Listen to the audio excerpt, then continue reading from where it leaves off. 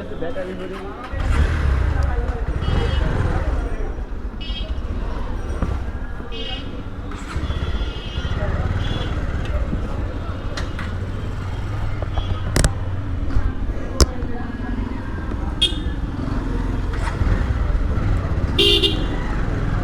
everyone, Assalamualaikum and welcome to my YouTube channel 7 Cheese and welcome to another new vlog. আশা করি সবাই ভালো আছেন আর by the grace of Allah আলহামদুলিল্লাহ আমিও আল্লাহর রহমতে অনেক অনেক অনেক ভালো আছি। আর হ্যাঁ, আমরা শুরু করছি ডেইলি লাইফ, সব ধরনের ভ্লগ আস্তে আস্তে আসতেছে। এটা একটা আমার জন্য আর কি, মানে আমার নিজের কাছে ভালো লাগতেছে, জানি না আপনাদের কাছে কেমন লাগবে, বাট আই থিঙ্ক সবাই মিলে আবার এই জার্নিটা অনেক সুন্দর করে আমরা শুরু করছি যেভাবে, আর এর থেকে ভালো করে একটা এন্ডিং আনবো। আর আমাদের 724 subscribers family already done, and খুব তাড়াতাড়ি আমি চাই যে আপনারা সবাই মিলে আর বাকি যেটা আছে 1000 সাবস্ক্রাইবার ফ্যামিলি আমার ফিল আপ করে দেন। তারপরে হ্যাঁ, কিছু ক্রিয়েটিভরা ফিল আপ হলে নতুন কিছু অডিয়েন্স ট্র্যাক করা যায়। যখন আমার 1000 সাবস্ক্রাইবার ফিল আপ হয়ে যাবে তখন আমার নতুন একটা অডিয়েন্স আমাকে দিবে আর কি ইউটিউব।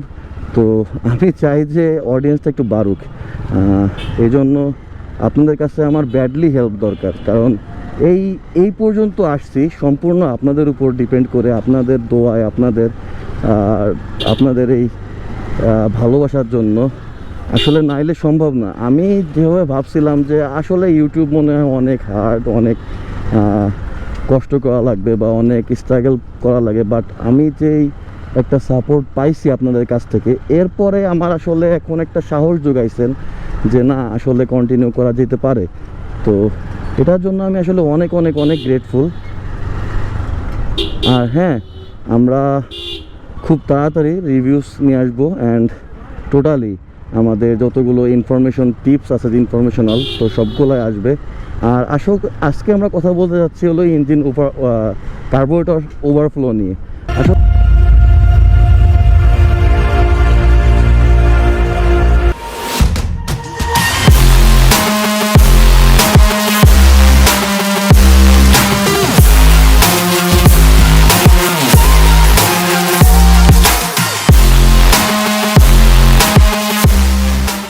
আসলে এই জিনিসটা হলো আপনাদের সবারই মনে হয় সময় অসময় ভোগ করা লাগে আর কি। কজ একটা জিনিস হলো যে আমরা করি কি, যে কখনো ট্যাঙ্কিটা আমরা ওয়াশ করি না। আমাদের বাইকের ট্যাঙ্কি কোনো সময় আমরা ওয়াশ করি না, বা আমরা অনেকে আছে যে, আমি আমার কথাই বলি যে আমি খুবই কম সময়, মানে আমার বাইক আমি কিনছি 6 বছর, এর মধ্যে মানে 3টা জাস্ট ওয়াশ দিছি। এরকম করে আমরা অনেকেই করি। তো এই কারণে হয় কি, আসলে আপনি সব সময় কিন্তু পেট্রোল পাম্প থেকে ফুয়েল নিতে পারবেন না। মাঝে মাঝে আপনার বিপদের সম্মুখীন হলেও আপনাদের পাইকারি দোকান থেকে বা অন্য কোনো জায়গা থেকে আমাদের ফুয়েলটা কালেক্ট করা লাগে। তো ওই সময় এই যে খুচরা বিক্রেতাগুলো আছে, এনাদের যে ফুয়েলটা থাকে বা যে পেট্রোল, যে অকটেনটা যেটাই থাকুক, এটা কিন্তু ওই লেভেলের রিফাইন্ড থাকে না। আপনারা আসলে খেয়াল করে দেখছেন কি না, আমার সামনে বাজছে যখন একটা সেকনি দিয়ে এটা সেকে দেয়, অনেক ময়লা ওখান থেকে ভিতরে ঢুকে যায়। মাঝে মাঝে তো আমাদের হয় কি যে বাইক এক জায়গায় বন্ধ হয়ে গেছে, এখন পেট্রোল বা অকটেন তো ইমার্জেন্সি লাগবে, ফুয়েল দরকার আর কি।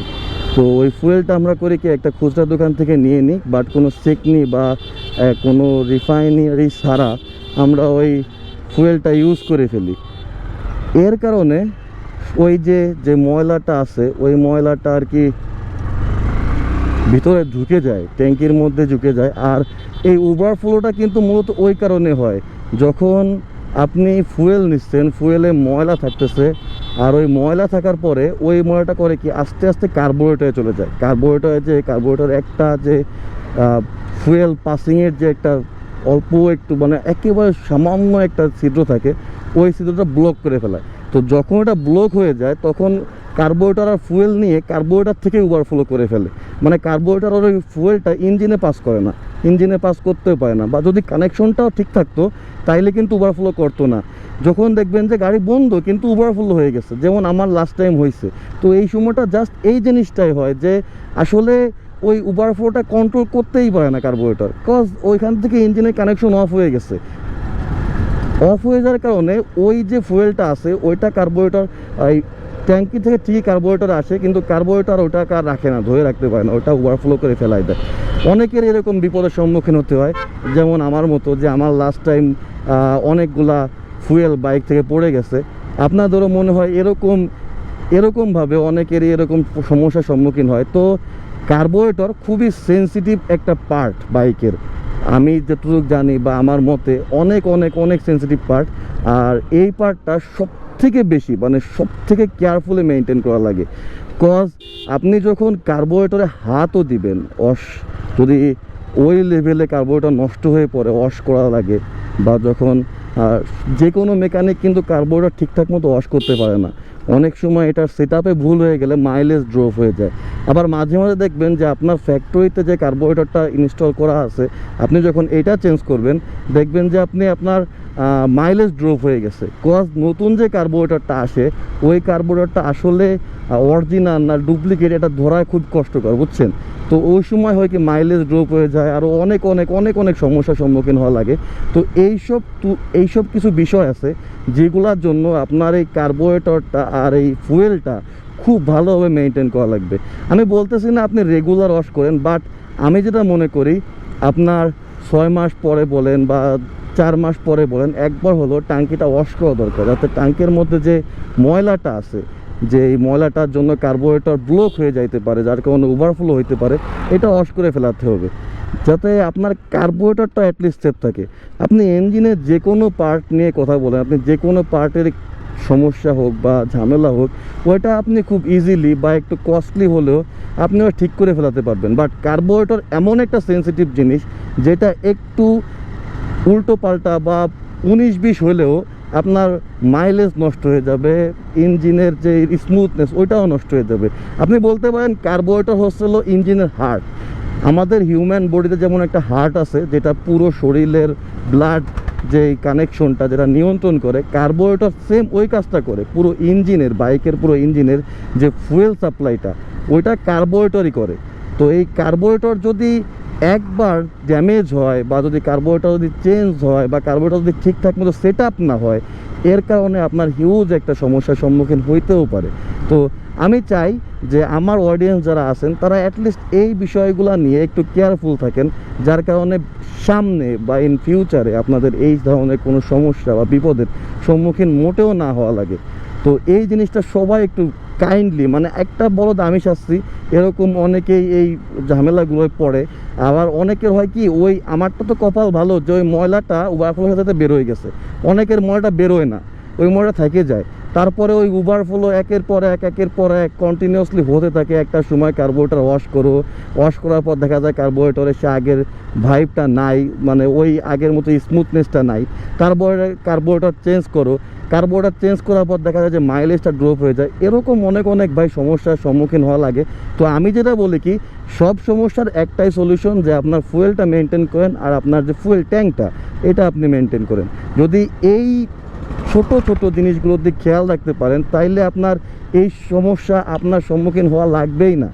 আপনি ফুয়েল মেনটেন করলে, আপনার ফুয়েল ট্যাঙ্কটা আপনি ওয়াশ করে রাখলে বা একটু ভালোভাবে মেনটেন করে রাখলে এই ধরনের সমস্যার সম্মুখীন মোটেও হওয়া লাগে না। তো আশা করি আমি যেটা বলতে চাচ্ছি আপনারা সবাই বুঝতে যাচ্ছেন। আমি এর থেকে ভালো ডিফাইন করে বোঝানো আসলে আমার দ্বারা সম্ভব না, কজ আমার নলেজটা অনেক ছোট। আমি জাস্ট কিছু জায়গা থেকে এইসব জিনিসগুলো নিয়ে রিসার্চ করছি, সেখান থেকে যে সারমর্মটা পাইছি আমি সেটাই বলছি। পুরোপুরি ভাঙায় বলা আসলে আমার দ্বারা পসিবল না, কারণ আমি ওই টাইপের ইনফরমেশন আমার গ্যাদার করা আসলে, বা আমি এটা নিয়ে কাজও করি না। তো আশা করি সবার কাছে এই ভিডিওটা ভালো লাগবে, ইনফরমেটিভ লাগবে, আর মোটামুটি সবাই ভিডিওটা এনজয় করবেন। এনজয় যেমন তেমন আমার মনে করি যে আপনারা একটু হলেও উপকৃত হবেন। তো সবাই এই ছোট ছোট জিনিসগুলোর দিকে খেয়াল রাখেন, যাতে আপনার বাইকটা ভালোভাবে মেনটেন করতে পারেন, আপনার লাইফটা ইজি হবে, আপনার বাইকটা ভালো থাকবে। আল্লাহ হাফেজ, দেখা হচ্ছে আরেকটা নতুন ব্লগে। সবাই ভিডিওটা ভালো লাগলে লাইক দিবেন, সাবস্ক্রাইব করবেন, অ্যান্ড একটু সবার কাছে ছড়াই দেন, ভাইয়ের একটু উপকার করেন। সাবস্ক্রাইবার কিন্তু খুব তাড়াতাড়ি লাগবে, 1000 সাবস্ক্রাইবার খুব তাড়াতাড়ি আমরা চাই ফিল আপ হয়ে যাক। আল্লাহ হাফেজ, দেখা হচ্ছে আরেকটা নতুন ব্লগে। Stay tuned, stay with us and stay with 7 Seas।